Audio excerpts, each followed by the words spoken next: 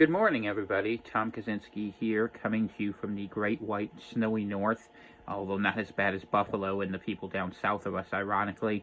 But where I live in Maine is so far north. We are north of Quebec, and we're about 30 clicks from the border, as these things are measured in Canadian terms, or if you prefer, 20 American miles, which is not an exact conversion, but you get the point. Anyway, I'm talking today because the internet is talking about President Trump's comments about annexing Canada.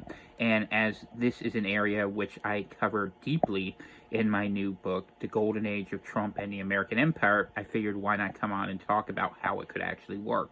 But first, let's talk about why it's happening here.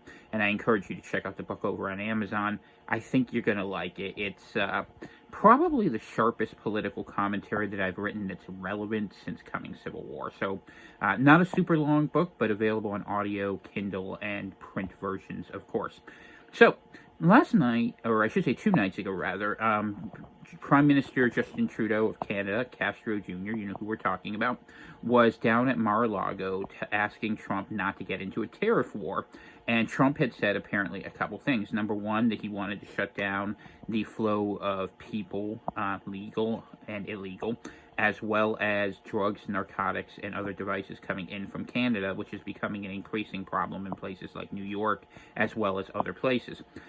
He also said, even more importantly in his terms, that we were running a $100 billion deficit in trade with Canada, which in many ways is actually true.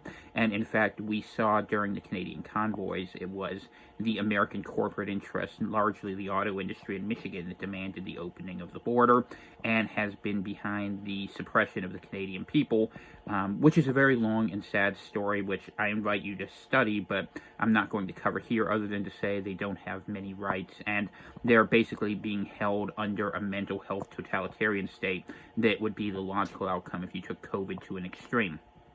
All that being said, Trump said to Trudeau, when Trudeau had said a 25% tariff would essentially bankrupt Canada, that we could see a situation where if Canada couldn't pay their bills, then why not just annex them, according to Trump, as a 51st state?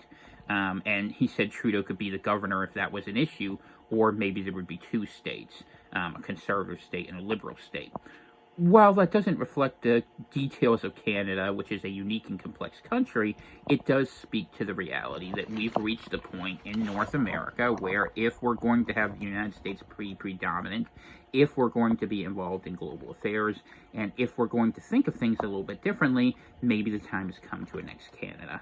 And let me give a little credit here to Diane Francis, her book Merger of the Century, which I read probably 2 decades ago, for some of these ideas. But annexing Canada solves a lot of problems. From the security perspective, it removes the border. From an economic perspective, it opens up huge new areas for industrialization and resource extraction, which has been prevented.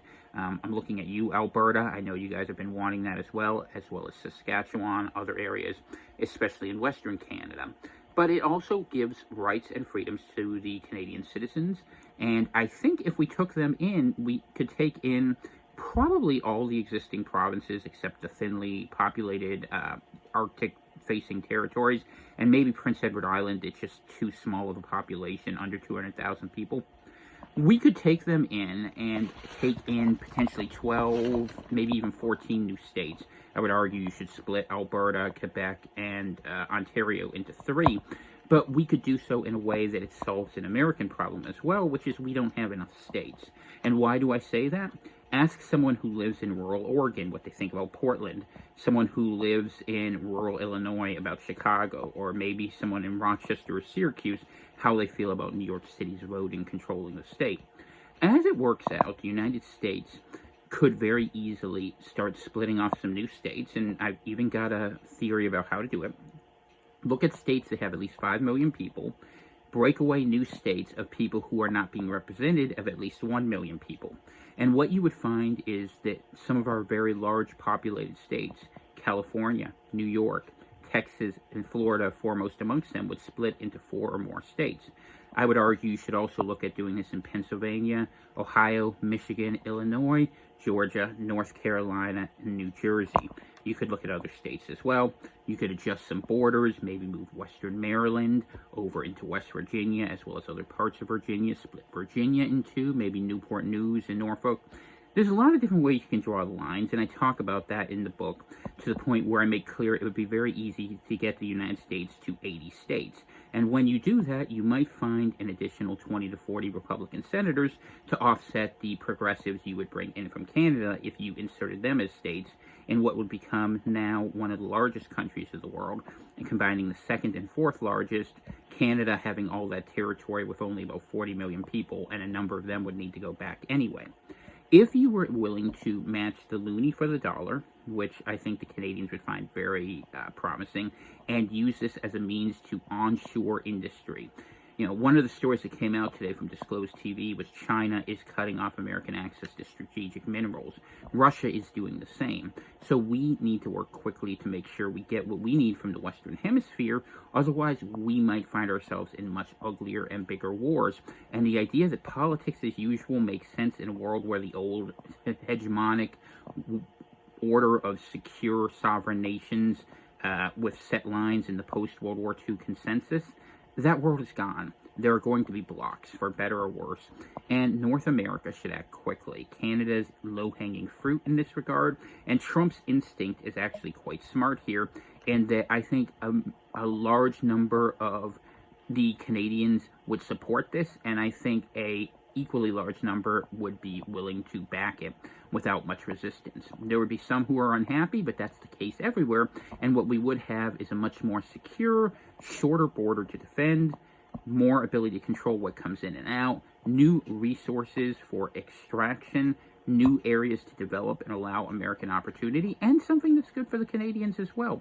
So I think it's definitely worth taking a look at. I recommended it in the book, as well as a strategy for Mexico that I think you might want to take a look at. And whether Trump is joking or not, the reality is having a communist regime on the northern border that's a little too friendly to the Chinese and a little too lax in how they view other issues is a liability the United States cannot afford.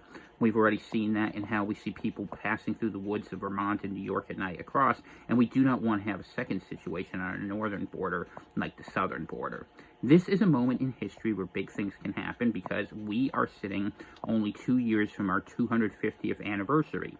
Let's look at doing something bigger, and let's look seriously at the question of whether Canada might make Americans after all. Because we're going to need a lot more to stand on our own, and if America first is really going to be America alone, which I think we have to recognize in the fullness of time, we need to be stronger than we are right now. And making sure that we follow the traditional Monroe Doctrine and act wisely in the Western Hemisphere, building not just on relationships with Canada, but in Latin America, solving the drug issue in Mexico, even if military intervention is required, and building a new trade bloc, maybe starting with the Chileans, Argentines, and Uruguay, could be a really powerful effort to keep China out of Latin America and to build the future we need. You know, the reality is, if America became eventually a bilingual country where we spoke Spanish, and yo hablo español muy bien, entonces puedo comprender las ideas de America Latina.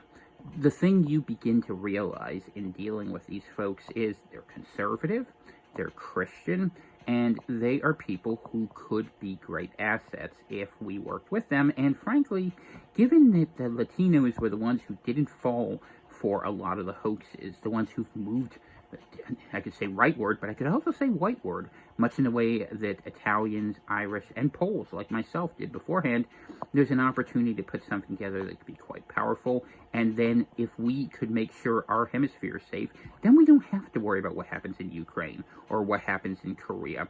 We can choose where we want to be involved and how we want to get out. May we hope the Brits, the Aussies, the Kiwis, and the Japanese as longtime friends and as islands we can defend, but by and large, it's time for America to go its own way.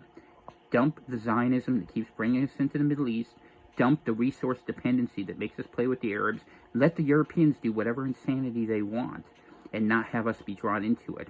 Bring NATO to an end, maybe trade them some of those bases for Greenland, and let's go ahead and make America great again. You know, one province at a time. I haven't had poutine in years, boys. I need to get back there. Let's see it happen. God bless. Have a great day. Tom Kaczynski out. Go check out the new book on Amazon, The Golden Age of Trump and the American Empire.